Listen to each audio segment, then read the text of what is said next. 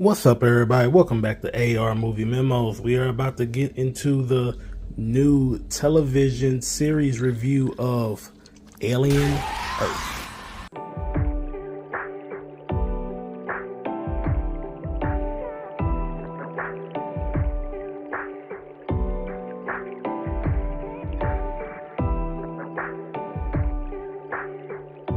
Alien Earth is a American science fiction horror television series created by Noah Hawley, based on the Alien franchise.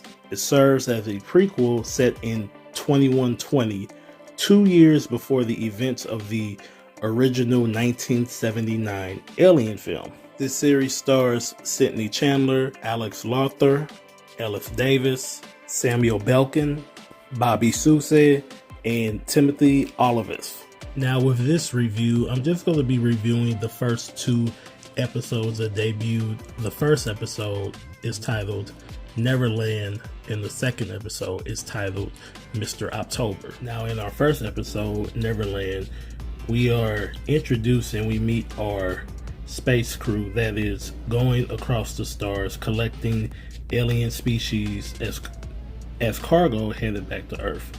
Somewhat similar to what we see in the original Alien film, but the difference is, instead of these being more of space truckers, these are scientists.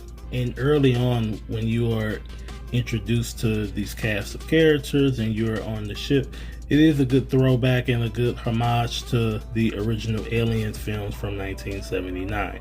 Set designs, the aesthetics of how everything looked from on the ship, it really does give a good authentic feel, and it feels like it is connected tissue to the original Alien series. On the ship, we do see experiments being done.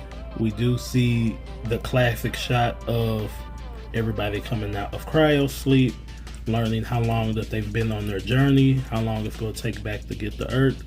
And we meet one of our main characters that we're going to be following throughout the series, the android named Mero. And when you are first introduced to the character, you can tell that he is in charge, the one running everything, but it's very tense and very hostile with some of the crew members that we come across early on. So through these scenes, we are introduced to some of the world building throughout the show, especially when we learn about one of the other key characters for the show named Boy Cavalier. He is a CEO of the Prodigy Corporation and the world's youngest trillionaire when we are learning and introduced to this character. One of the other interesting things of pieces of information that we learned at the beginning of these two episodes is that there is a race for immortality that will come in 3 groups. You have the cyborgs, the synthetics, and the hybrids, which we will see later on throughout this episode and also in episode 2. Later, back on Earth, we meet a young girl who is getting her physical body transferred into a cybernetic body due to her illness that she has. And after viewers, you see that she is the first person that has this procedure done successfully on her, and soon after, the company proceeds to follow suit with other children that we are introduced to that will go through the same process. And watching these scenes and seeing how everything plays out, it really reminds me of something from Ghost of the Shell. If anybody has ever seen the anime or even the film, dealing with cybernetics, dealing with robotics, and just the process of people having prosthetics and robotics, and even trying to transfer a individual into a cybernetic body. Cut back to the ship where hell has broken loose on the ship. We get a camera angle that travels throughout the ship, showing flashing emergency lights, chaos, and it looks like the cargo has gotten loose. Then we once again see Mero. He is typing in the captain's log, reporting that the cargo containment has failed, and the specimens are loose. We then see one of the crew members that have survived banging on the door, begging Mero to open the door to let her in. Mero proceeds to walk over to the door, and you see him transform his arm into a welding device and seal the door to protect himself from anything coming in the inside. And then we finally see the first xenomorph in the series. It hunts down the crew member, rips her to shreds, and after this, the xenomorph turns to Mero and it tries to get into the room where he is in, and eventually it does get in, but Mero gets away and he hides in the escape room while the ship is about to crash land onto Earth. Next, we are back on Earth, and we are in Prodigy City, and this city is also ran by the trillionaire that I had talked about earlier, Boyd Cavalier. We are introduced to Whitney's older brother. His name is Joe. We learn that he is a medic and he is one of the many people who works under Kid Cavalier that we learn throughout the series. And while we are introduced to the character of Joe, we also learn that his sister has been keeping tabs on him ever since she got into her new body. And in the next scene, this is where everything gets a lot more interesting and intense. You see the ship crash land within the city, and while it's coming into the atmosphere, it crashes into Kid Cavalier's one of his buildings and a lot of the property that is within the area. But we also learn that he owns the city itself. They are deploying search and rescue teams out. Kid Cavalier is also trying to figure out why the Weyland-Yutani ship crashed and what's in the ship, and he feels like since it's in his territory on his property that he has the right to go in and seize whatever is on that ship. While all this is going on, Wendy sees her brother on the television and she instantly wants to go help, and she confronts Boy Cavalier about this. So Cavalier is sending Wendy and the other hybrid cyborgs out, but they are going to be overseen by the character of Kirsch, who we are introduced earlier when Wendy was a little girl before she got her body transferred over. And before I kind of move on, one of the interesting things in this first episode I thought was them introducing the idea of them transferring a human into a cybernetic body, going back into like learning about how there's a race for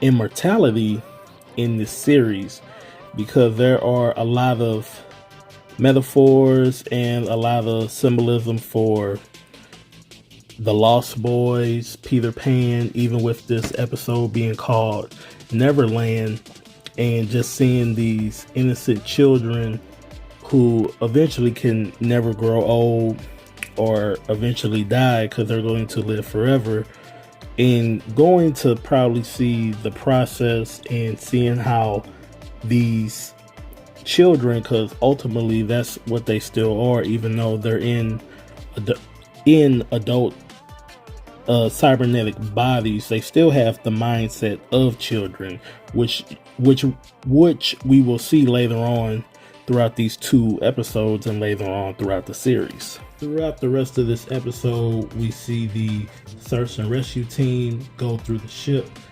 They are exploring. They see and run into some of the alien specimens that are out, that are still in containment. And then eventually you will see shit hit the fan throughout the rest of this episode, which will lead into episode 2, Mr. October. And now in this episode, you will see tensions rise between the 2 rival companies of Prodigy and the Weyland Company, And you will also see the reunion take place between Wendy and Joe, and you will also see other secrets be revealed throughout this episode. But in this episode, especially with the secrets that are revealed, you see more of the alien species that are on the ship.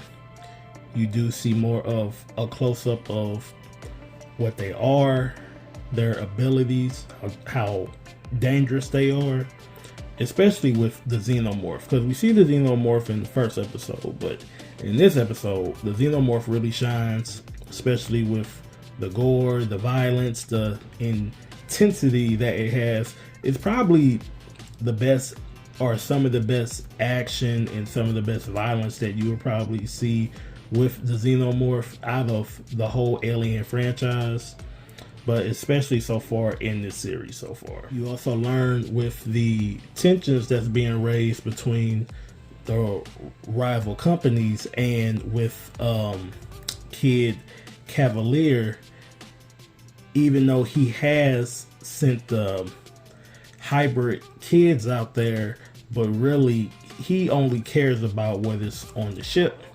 No different than what the Weyland-Yutani company is doing. And also with them, the android Mero, who we are introduced to in the first episode, he is working for them, and he is trying to protect all of the assets that are on there. Because in the first episode, we see him to search and rescue individuals, and basically leaves them there to die, or just whatever their fate is. He doesn't care, because his main objective is just to protect the assets that's on board, just like we saw him do earlier on the ship, except he's doing it down on Earth. And also just with the creatures that we see in this, with the aliens, of course, you know, since this is an alien show, of course, you know, we're gonna see the face huggers. We do see the eggs towards the end of the episode, and a few other shout outs, and feel like there are more shout outs and tie-ins to the Alien franchise. Some of them you may catch, other ones you may miss. Also in this episode, you do spend a little bit more time with the hybrids, since they are out in the field, but this is their first time. Also their first time being kind of used to being in their bodies. But you watching it, I keep on forgetting that these are children, because these are just like what they called them, or what the group is called. They are called the Lost Boys, and that is exactly what they are watching this, at least in the second episode, because they don't know what they're doing. They've never been in any type of situation like this. They have no training. They're just literally kids. Before I get into my final verdict and just my overall thoughts on the first two episodes so far, one of the other interesting things I did notice while I'm staying on the Lost Boys and when it comes to the cybernetics, the cyborgs and hybrids, I know there was always this thing online, and I've always heard about the tie-ins, how the Alien franchise is tied in with the Bladerunner franchise, but I feel like they're really trying to make an emphasis on that with this series, with what they're introducing and what they are doing. I mean, even though I know there have always been the crossovers and the tie-ins when it came to Alien versus Predator, but with this, I felt like they're really trying to make an effort to tie in Blade Runner, the aliens, and who knows, maybe even the Predator. Just got to see how the rest of the series plays out. But overall, watching the first two episodes, I preferred the first episode, Neverland, over the second episode, Mr. October. And there's still a mystery that's going on throughout the series, and we just gotta wait to see how everything plays out. but I feel like some of that tension kind of got cut in the second episode with the Lost Boys, and it just got a little comedic, especially with this one scene when they're in the building and they're trying to get people out, and it was just a really silly scene, but that scene did get intense when the xenomorph came on the scene. But just overall, tonally, I feel like this series may go up and down. So far, I do enjoy the cast that is in the show. Don't really have any complaints on the acting or any other performances. Not really any big standouts to me. I feel like everybody's just doing like a pretty good job and doing what they're asked to do. And like I talked about earlier, I did enjoy seeing the set design and it feeling like the original Alien in the Aliens film. They did a really good job of making you feel like you're kind of being brought back into this world. And even with this being the first time them being on Earth, like everything looked good, even though it looked slicked, and you know, of course everything is in HD now and everything else, but it still has a gritty look to itself, which is one thing I always liked about the earlier Alien films within the franchise. 2 episodes down, and I believe it's 6 to go because it's 8 episodes in total, I believe. Just go to see how the rest of the series goes, and by then, you know, of course, we're gonna have, you know, our final thoughts. I'm gonna have my final thoughts and my review on it, and we just gotta see just how this series plays out. Let me know how you guys feel in the comment section. If you guys liked the first 2 episodes, if you didn't, how do you feel about this being a tie-in to the Alien franchise? And you know, even like what I was talking about earlier, how this may be a tie-in to Bladerunner. Just let me know what your thoughts are, and just let me know in the comments. And once again, thank you guys for listening to my review. If this is your first time on the channel, thank you guys for listening to the review.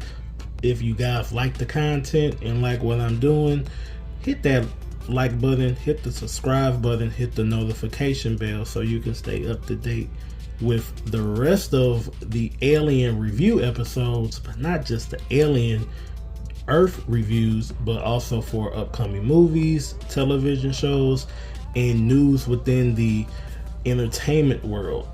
Once again, thank you for listening to AR Movie Memos. I am your movie critic, AR, and I will see you guys not just on the next Alien review, but on the next review. You guys have a good one.